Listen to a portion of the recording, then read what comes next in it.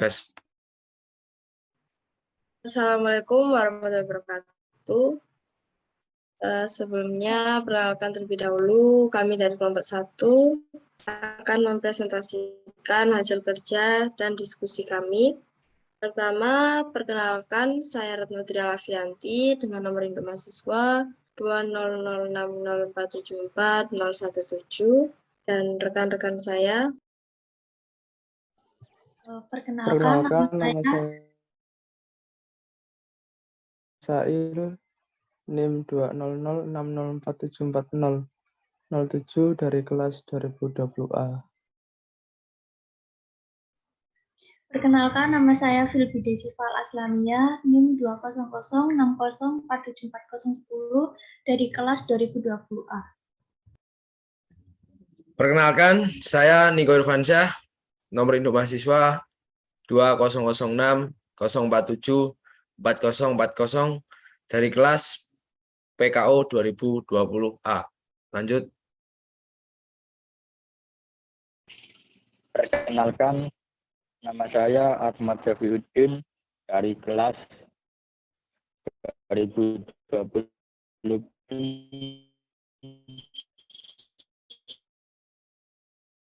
2006.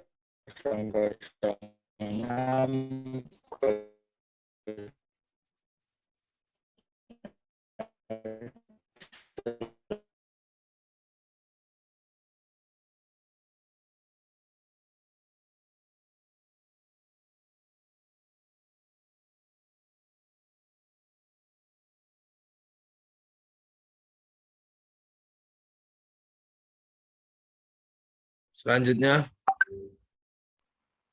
Perkenalkan, saya Kurnia Sandi, NIM 20060474076.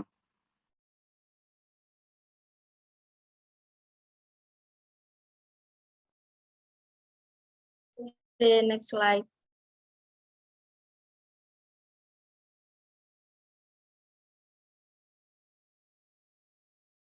Ilmu gizi. Ilmu gizi olahraga adalah terapan gizi kepada atlet agar mampu mencapai prestasi yang optimal.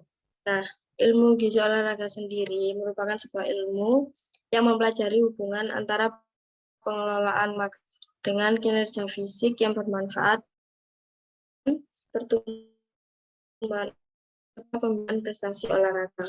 Fokus utama dalam pengaturan gizi, terutama pada atlet maupun orang biasa, yakni keseimbangan energi yang diperoleh melalui makanan dan minuman dengan energi yang dibutuhkan tubuh untuk menjaga keseimbangan metabolisme, kerja tubuh, dan penyediaan energi pada waktu istirahat, latihan, dan sewaktu pertandingan. Tujuan untuk mempelajari ilmu gizi sendiri adalah memahami hubungan zat gizi, gaya hidup, self-image, dan kinerja fisik. Hal tersebut perlu dipahami oleh masyarakat, terutama orang tua dan guru, untuk membantu proses pertumbuhan anak-anak, pembina, pelatih olahraga masyarakat, agar masyarakat dapat mencapai derajat kesehatan dan kebugaran, serta pelatih olahraga prestasi mampu mengoptimalkan pengembangan prestasi atlet binaannya. Untuk ruang lingkup gizi olahraga tidak jauh berbeda dengan gizi manusia yang ditujukan untuk orang yang bukan atlet. Namun gizi untuk atlet merupakan terapan ilmu gizi kepada atlet. Next.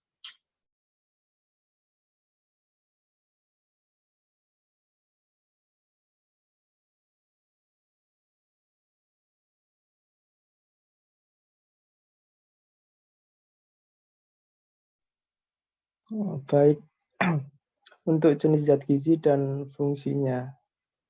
Fungsi utama zat gizi yaitu sebagai sumber energi, pertumbuhan, dan mempertahankan jaringan-jaringan tubuh, dan berfungsi mengatur proses-proses di dalam tubuh. Bila digambarkan dalam bentuk bagan keseluruhan, jenis zat gizi fungsinya dapat dilihat pada gambar pada slide tersebut. Mungkin bisa dilihat ya, di mana masing-masing jenis zat gizi memiliki peran atau fungsinya masing-masing.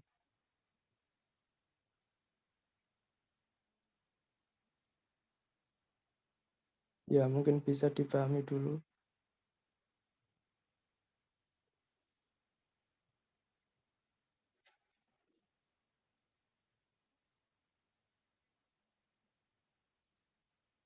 Oke, next.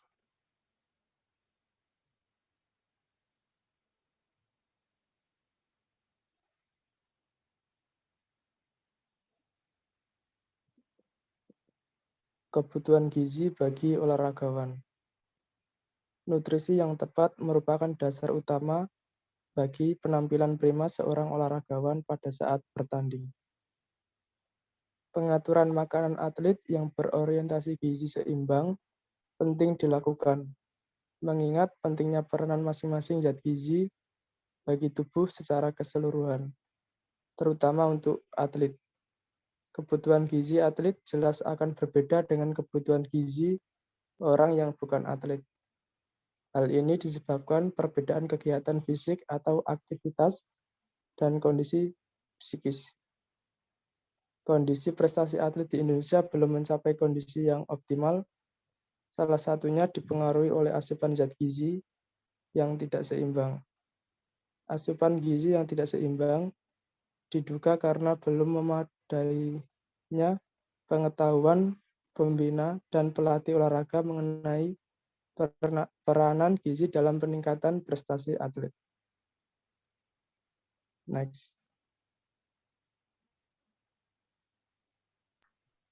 Untuk macam-macam gizi bagi olahragawan, gizi untuk olahragawan ada dua, yaitu micronutrition dan micronutrition.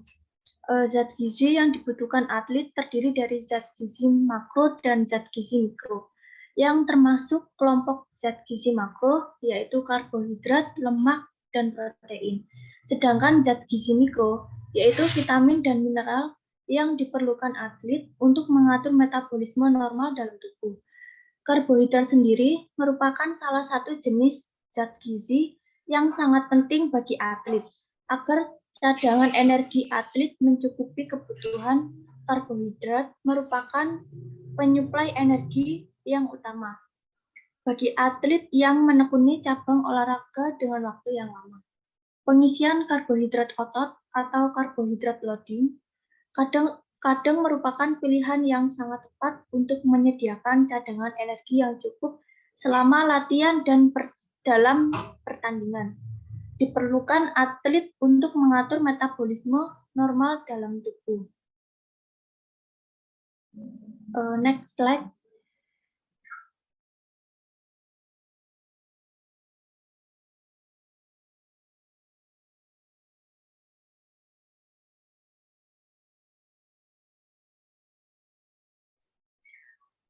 Makronutrisen itu ada 3 macam. Yang pertama yakni karbohidrat.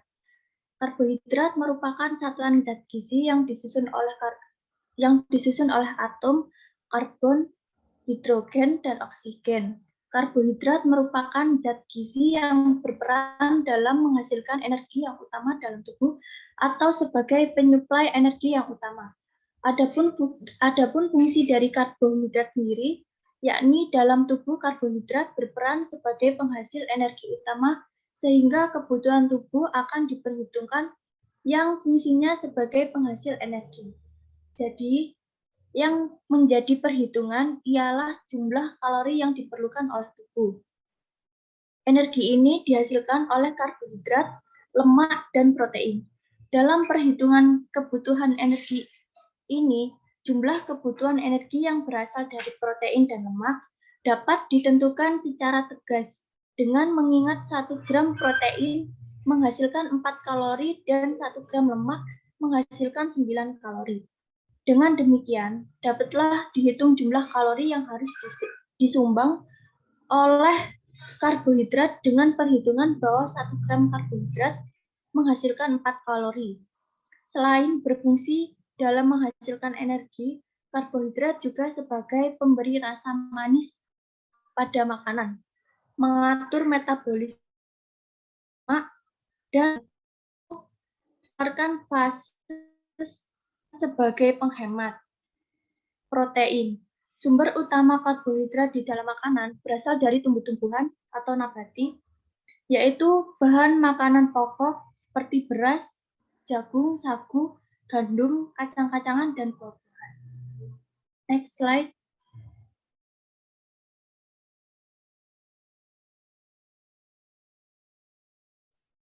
Selanjutnya untuk micronutrition. Sedangkan zat gizi micronutrition yaitu vitamin dan mineral.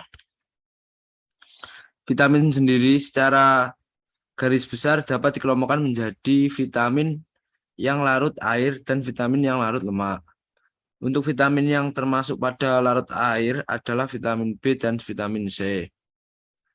Vitamin ini bersifat larut dalam air, tetapi tidak larut dalam lemak. Vitamin larut air yang tersimpan di dalam tubuh relatif sedikit. Jika terlalu banyak dibuang melalui urin, dengan demikian kebutuhan vitamin yang larut air selalu dicukupi setiap hari. Mineral, selanjutnya untuk mineral terdiri atas dua golongan besar, yaitu mineral makro dan mineral mikro. Mineral makro adalah mineral yang kebutuhannya lebih dari 100 mg per hari, sedangkan yang tergolong mineral mikro adalah kelompok mineral yang kebutuhannya kurang dari 100 mg per hari. Adapun yang termasuk mineral makro adalah natrium Na, magnesium Mg, kalium K, kalsium Ca, fosfor P, klor Ci, dan sulfur S. Sedangkan yang tergolong mineral mikro antara lain zat besi atau Fe, seng atau Zn, iodium atau I, selenium atau Se, tembaga atau Cu. Selanjutnya untuk pengaturan makanan bagi atlet saat di luar negeri. Pengaturan makanan bagi atlet merupakan faktor yang penting untuk menunjang prestasi optimal. Makanan yang memenuhi syarat gizi seimbang memegang peranan vital bila atlet ingin mendapatkan prestasi maksimal. Contohnya untuk pengaturan makanan atlet disesuaikan dengan periode pembinaan atlet. Sesuai dengan periode tersebut, pengaturan makanan atlet meliputi 4 hal pokok. Pertama, perbaikan status gizi. Dilaksanakan awal periode pembinaan, yaitu tahap persiapan umum. Atlet mengalami koreksi status gizi setelah terlebih dahulu dilakukan penilaian terhadap status gizi atlet. Apakah termasuk gizi kurang atau gizi lebih atau sudah tergolong normal. Atlet dengan status gizi kurang maka dilakukan proses yang berkaitan dengan langkah-langkah meningkatkan status gizi untuk mencapai normal. Sebaliknya, bagi atlet yang mengalami kelebihan gizi, salah satunya BB lebih atau gemuk, maka dilakukan penurunan berat badan mencapai berat normal. Tujuan pengaturan makanan yang tahap ini adalah meningkatkan status gizi untuk menambah berat badan dan meningkatkan kadar HB. Menurunkan berat badan bagi atlet dengan olahraga yang perlu klasifikasi berat badan tertentu seperti cabang olahraga tinju, karate, pencaksilat, serta gulat. Kedua, untuk pemeliharaan status gizi. Dapat dimulai dari awal pembinaan, bila status gizi sudah optimal, bila belum dimulai setelah optimal. Pertama, konsumsi energi harus cukup, terutama karbohidrat yang kompleks. Mengatur diri sendiri, bahan bakar otot harus diisi kembali setelah latihan. Porsi makanan kecil tapi sering. Contohnya 3 kali sampai 4 kali sehari. Gunakan waktu istirahat sebaik mungkin. Gunakan waktu ekstra untuk makan agar lebih santai dan tenang. Maksimalkan kemampuan endurance atau daya tahan dengan meningkatkan kapasitas aerobik dan meningkatkan kadar HB serta maksimalkan regulator metabolisme dengan konsumsi vitamin dan mineral yang cukup serta sesuai standar. Banyak makan sayur hijau dan buah berwarna kuning, serelai, dan kacang-kacangan yang dapat membantu gizi. Kurangi lemak dan minyak yang berlebih. Banyak minum air dan jus buah, jangan tunggu sampai haus. Timbang berat badan setiap hari untuk monitoring status gizi sudah cukup atau masih kurang atau bahkan bisa lebih. Ketiga ialah pertandingan. Pengaturan makanan saat pertandingan atau sebelum pertandingan, selama dan setelah pertandingan. Di saat pertandingan perlu dilakukan terutama untuk atlet yang bertanding lebih dari 60 menit. Keempat, transisi.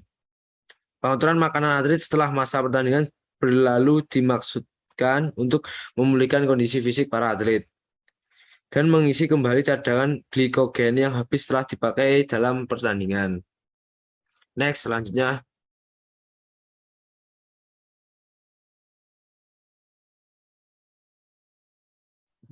Oke, selanjutnya pengaturan makanan pertandingan.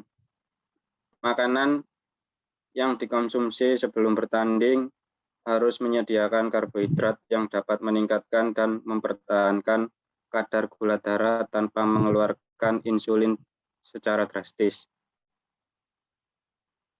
Pemberian makanan sumber karbohidrat sebelum bertanding akan meningkatkan kadar gula darah dan kebutuhan insulin, sehingga dapat menyebabkan hipoglikemia pada awal pertandingan yang menyebabkan kelelahan lebih cepat. Peningkatan pengeluaran insulin juga menyebabkan penurunan penguraian lemak, sehingga meningkatkan ketergantungan pada glikogen otot selama pertandingan berlangsung. Next.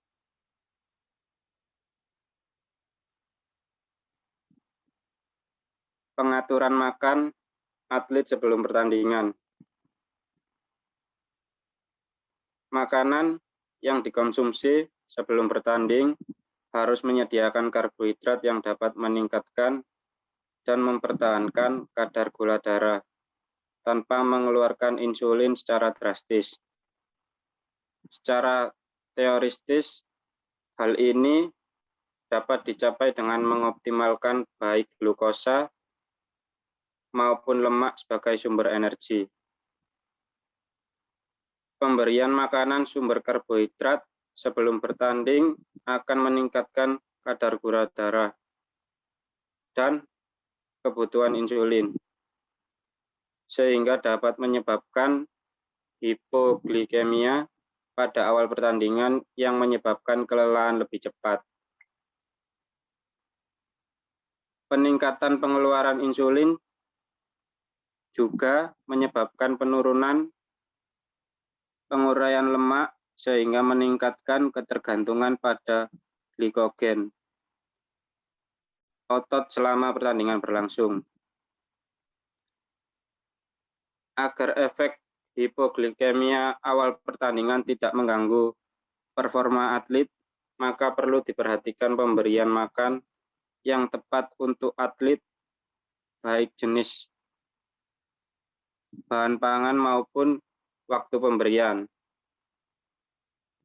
Ada beberapa petunjuk yang dapat digunakan dalam pengaturan makan atlet sebelum pertandingan, yaitu 1. 3 jam sebelum tanding, atlet dianjurkan makan menu ringan, tinggi karbohidrat, terutama dengan indeks glikemik rendah, cukup protein, rendah lemak, tidak bergas dan mudah cerna.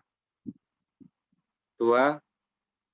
Diusahakan tidak memberikan makanan sumber glukosa 30 menit atau kurang sebelum pertandingan berlangsung.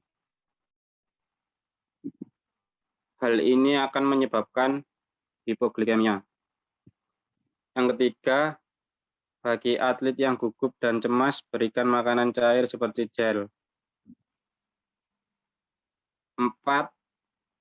Untuk olahraga endurance atau daya tahan, dapat diberikan diet khusus, karbohidrat loading, beberapa hari 1 minggu sebelum bertanding.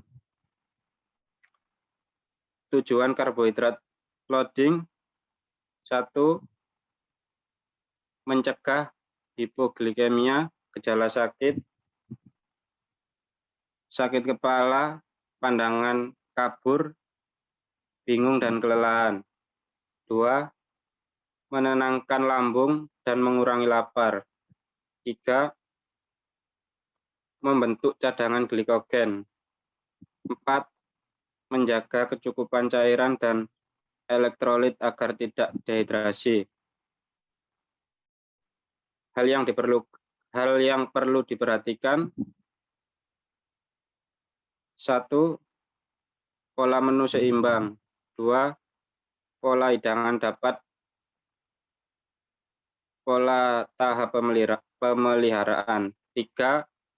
Tambahan makanan karbohidrat berupa makanan tinggi karbohidrat seperti crackers, roti, biskuit, kue, bolu, pisang, dan lain-lain. 4. Cara pemasakan lebih baik: direbus, kukus, atau dibakar. Oke, selanjutnya next.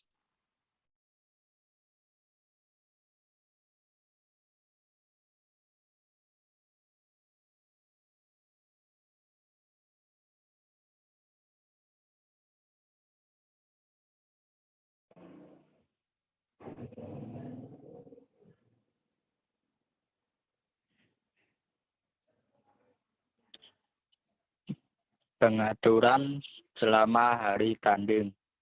Memberi makanan dan cairan yang cukup untuk memenuhi energi dan zat gizi agar cadangan glikogen tetap terpelihara. Selanjutnya, kebutuhan cairan atlet, yaitu 2,3 sampai 4 liter per hari. Yang kedua, sehari sebelum bertanding, minumlah ekstra 2 sampai 3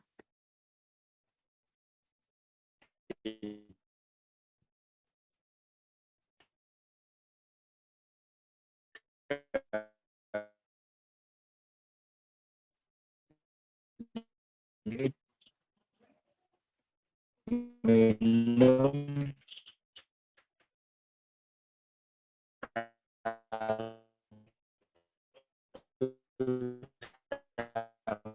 sampai 2 gelas.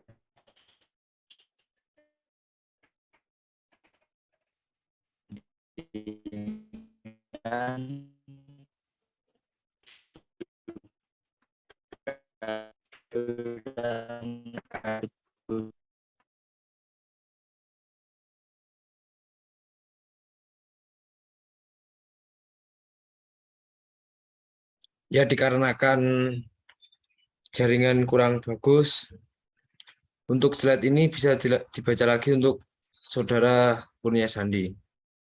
Dipersilahkan.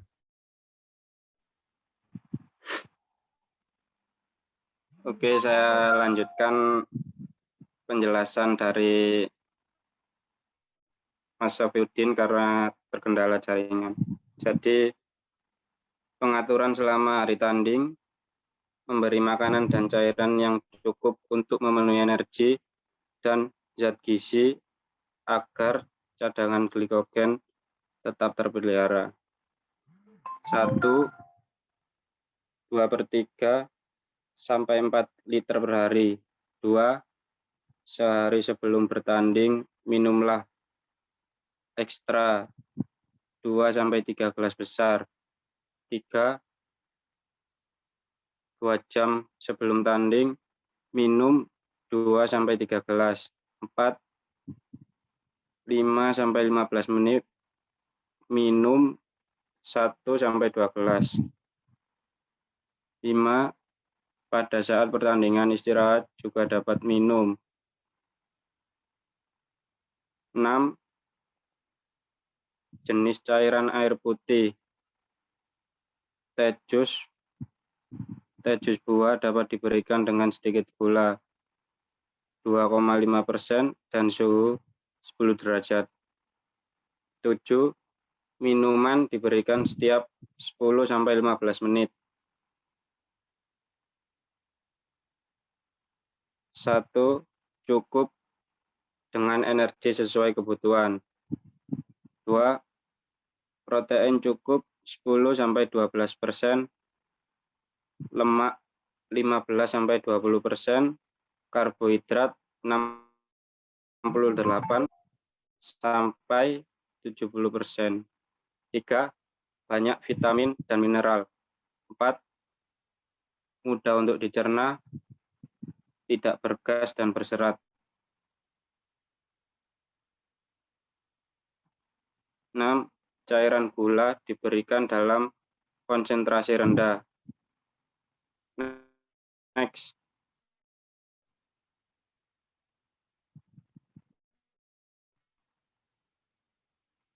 Baik, di sini Dengan saya akan menjelaskan tentang pengaturan setelah bertanding. Memberi makanan yang memenuhi energi dan zat gizi untuk memulihkan glikogen otot, status dehidrasi, dan keseimbangan elektrolit. Yang pertama, kita harus cukup energi, tinggi karbohidrat, vitamin mineral, cukup protein, rendah lemak. Dan yang kedua, banyak cairan.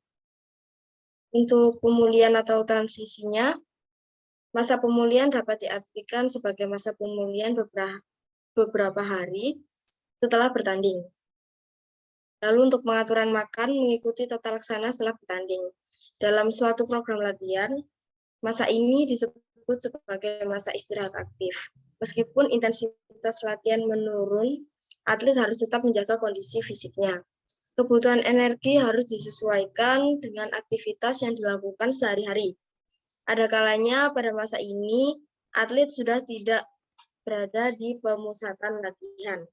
Dalam hal ini, atlet harus tetap mempertahankan kebiasaan makan yang sudah terpola seperti di pemusatan latihan. Okay, next.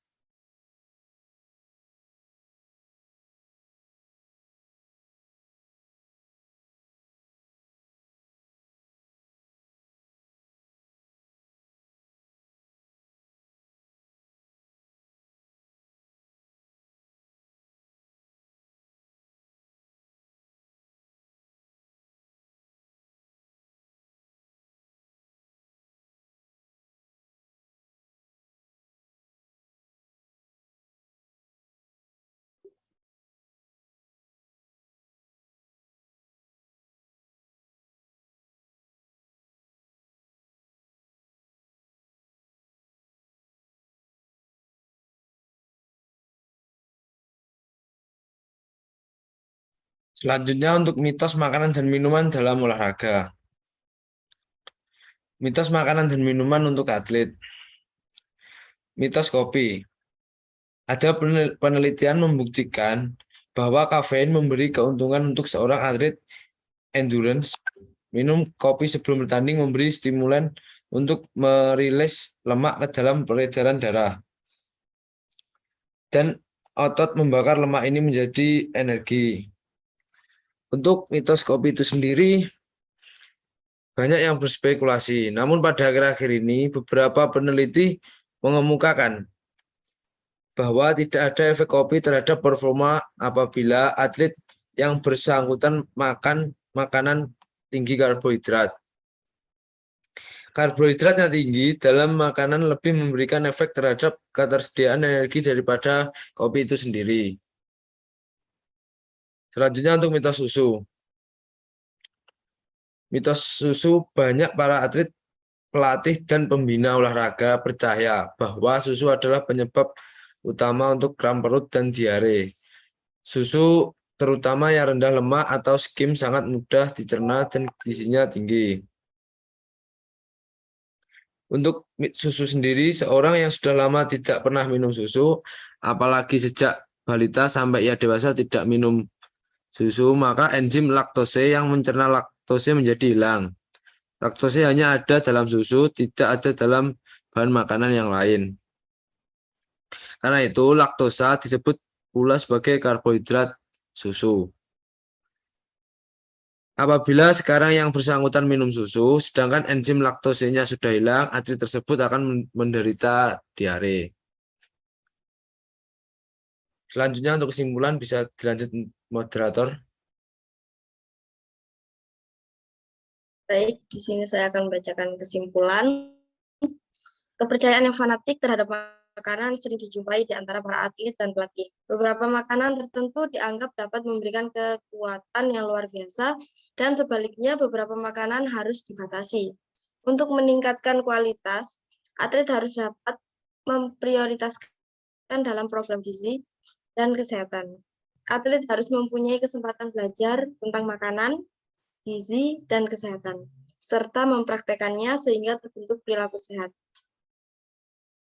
Baik, mungkin cukup itu tadi materi yang dapat kami paparkan. Kami berharap materi tersebut dapat bermanfaat serta dapat diimplementasikan pada kehidupan sehari-hari. Untuk itu, kami akan mengakhiri sesi diskusi kali ini. Jika ada salah kata, kami mohon maaf yang sebesar-besarnya. Assalamualaikum warahmatullahi wabarakatuh. Terima kasih. Waalaikumsalam warahmatullahi wabarakatuh.